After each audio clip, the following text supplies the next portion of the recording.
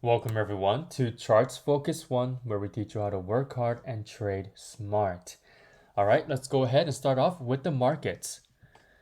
So SPY for the first quarter had an amazing return.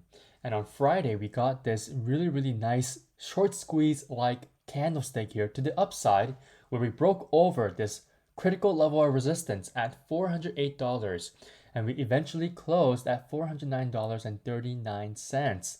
And I love the fact that we're now seeing the 10 SMA and the 21 SMA curling up higher. However, this short squeeze like movement that we saw for the past 3 trading days from last week has made us very overextended away from my short term SMAs, the 10 and 21. And this has also allowed the price to become very overbought on every single intraday time frame. And when we have such coinciding overbought conditions on all the intraday time frames, we tend to get a very quick pullback. And so either by tomorrow or earlier this week, I expect a nice pullback and a nice bounce to continue this uptrend higher, forming a higher low. Now, before I delve into the intraday time frames, I have to remind you guys that we have 3 gap ups that we haven't filled.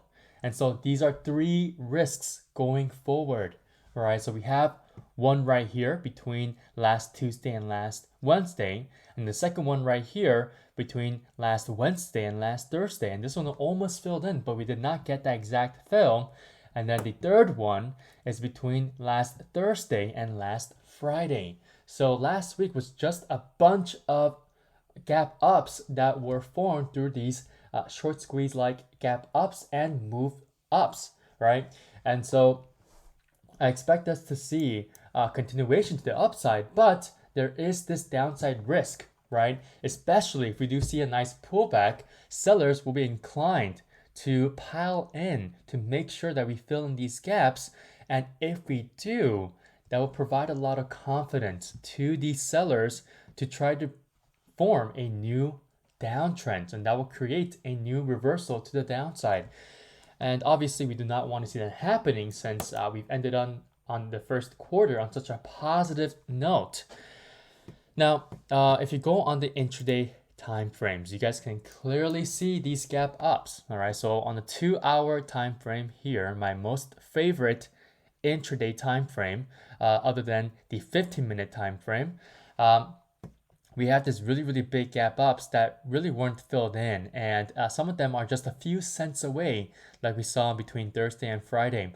And so if we do see a pullback, I expect us to come back to these gap ups, especially the most recent one between Thursday and Friday. So that will mean that we will have to retest a critical area of previous resistance between 406 to 406.50. And I expect us to see a nice bounce if we do pull back here, and possibly a nice entry point to go long on SPY. However, that will give more inclination for the sellers to try to push below the 406 area here, and eventually try to at least complete the gap fill between Thursday and Friday. But again, there is that risk of sellers gaining more confidence if they start to fill in the gap, this first gap here or the third gap up, and eventually push the price lower to fill in the rest of these 2 gap ups.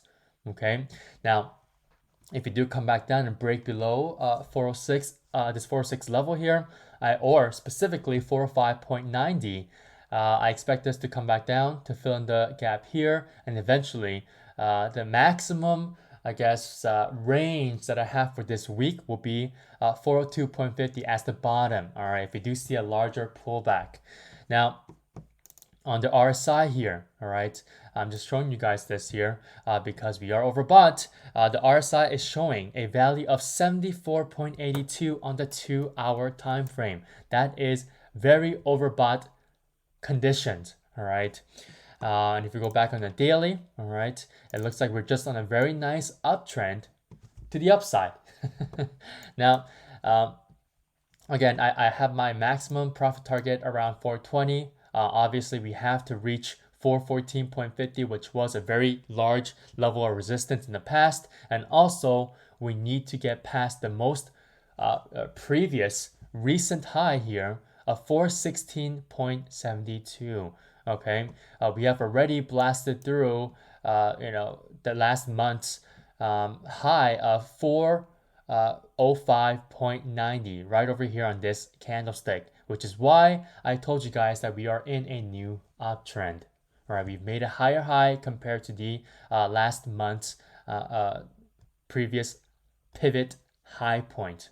Okay, and the last one that we need to reach again is 416.72. This is the most previous high pivot point that we pivoted off of to create this larger downtrend from February to around mid-March. All right, so those are your levels. Okay, keep these short-term levels in mind and also the broader, longer-term trend. Okay, so our first name here is, believe it or not, AMC. So AMC got that burst of volume and buying going in when we saw that news come out about Amazon potentially bidding in to buy AMC, right? Amazon buying AMC. I mean, who could have thought that? And with this large burst in volume and price to the upside, it has created this micro bull flag on the daily time frame. So what we have here is 3 consecutive back-to-back inside day candlesticks. All right, this is really unprecedented here. I haven't seen something like this in a long time. And this tells me that the price wants to continue to move to the upside while forming a bullish flag. And so this really just tells me that the price is willing to consolidate for a little longer and then break over this bull flag to continue this new uptrend break. And so if you go on the 2-hour time frame, all right, we have this very nice breakout over 4.70-ish. All right, so right on this resistance level. All right, let's make it red here for you guys. And we have this huge level of support around just $4, right? I'll just round it to $4. All right, let's make this green for support. And so this is a very short-lived base that we formed until we saw that nice news come out about Amazon bidding in to buy out AMC, or potentially interested in buying AMC. And so we created this intraday flag here. So on the intraday time frame, the 2-hour time frame, you can see this flag developing here with more detail. And so as the price continues to ride the 2-hour 10 SMA, and eventually it will retest the 21 SMA this week. All right, that's guaranteed here.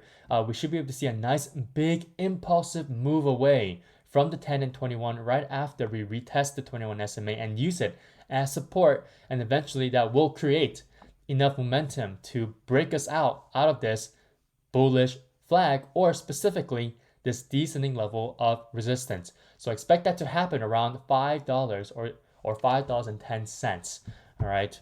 Now, the reason why I say $5.10 is that, well, Friday's high was $5.06. So I want us to make sure that we create a higher high compared to the previous high of the day, which was Friday's high of $5.06. Okay, so our second name here is ARKK. Believe it or not, it's ARK. So this is the flagship fund here for ARK Innovation, right? And this one actually looks very, very good. So we've been consolidating for most of March and even into February after we saw that huge, pivot high point at $45.46 right at the start of February. And obviously February seasonality kicked in and we saw that larger drop back to the downside. But now things are looking up, right? We got that huge volume jump on Friday, like with everything else on Friday, thanks to that short squeeze-like movement. And the fact that ARKK has been consolidating pretty well, surprisingly, for most of March, or all of March actually, tells me that there are buyers willing to pile into this name to make sure that we head up higher and potentially revisit this pivot high point of $45.46. And so on the 2-hour time frame, all right, we are looking at a potential inverse head and shoulders chart pattern. So we have our inverted left shoulder here, our inverted head over here, all right? And we also have our inverted right shoulder. All right, this has completely formed now. Now I expect us to see, obviously, a rejection in the overall market. So I expect to see ARKK also seeing a little tiny pullback from this descending level of resistance, or in this case here, this neckline for this inverted head and shoulders chart pattern. Now, mind you, this chart pattern is a bullish chart pattern. It's inherently bullish, so that means the price wants to break over this descending level of resistance neckline to continue to the upside. And so ARKK on the 2-hour time frame, we're looking at the 10 SMA about to converge over the 200 SMA and eventually catch up to the price, or the price will pull back and catch up to the 10 SMA by retesting it. And if that does happen, I expect us to see at least a retest of around 39.50. All right, so this is kind of the intraday level of support that I want the price to pull back to, so that we can get a nice entry point. However, I did not provide this for you guys as an entry point because, again, I want us to focus on the confirmation entry point, all right, instead of focusing on trying to get that early entry, okay? Now, for ARKK, again, I want us to get that nice entry point over this descending level of resistance or neckline, which is the reason why I gave you guys an entry point over $40.50 or $41.10. So around here or around here. So basically, if you go back on the daily time frame, okay, 40.50 is also over Friday's high, the previous high today, which was $40.45. All right. Okay, so our target for ARKK though, okay, is eventually going to be around, obviously, the most previous high point here of 45.46, but eventually I want us to come back and retest this critical level of resistance at $46. Okay, and the reason why I'm saying that our target should be up here is that, well, it appears that the overall market is in a new uptrend. So ARKK will definitely benefit from the overall market moving to the upside. All right, so our third name here is Uber. So I love Uber here because, number one, hedge funds are piling into this name, okay? And also, we're looking at a very, very large and very, very nice bull flag. So what we have here is a nice flagpole off of the lows of December. And after we reached that huge pivot point at 37.58, this high pivot point, all right, in early February, we've been consolidating ever since, right? We haven't seen a huge, large move to the downside where we completely wiped out all the gains that we've made since this this flagpole that we made here, right? And instead, we've actually started to find a lot of good support, specifically at $30, this whole number level. And so last week on Tuesday, we were able to form this double bottom here. So what we have here is the first bottom, okay, on March 13th at 29.97.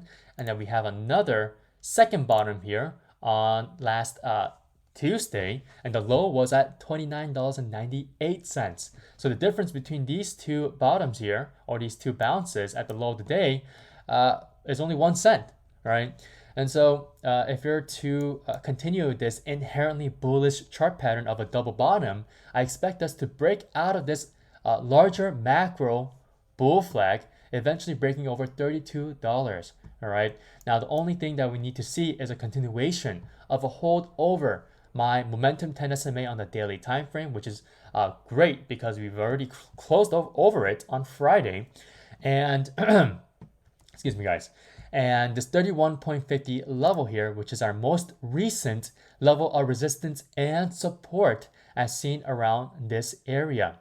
Okay, so if we continue to hold this 31.50 as a new level of support once more, I expect us to eventually hold over both the 10 and 21 SMAs and break over $32, or eventually retest this descending level of resistance and then break out. Now, if you guys want more confirmation, okay, I can give you guys another entry point over 32.50, because at some point, as this descending level of resistance continues to move lower and the price continues to move up higher, we will be over this descending level of resistance once we're past 32.50. And if you guys just want to keep it simple, all right, just wait until we retest $33, which is another major level of resistance on the daily time frame. Okay, so I have highlighted it as red here for you guys to see.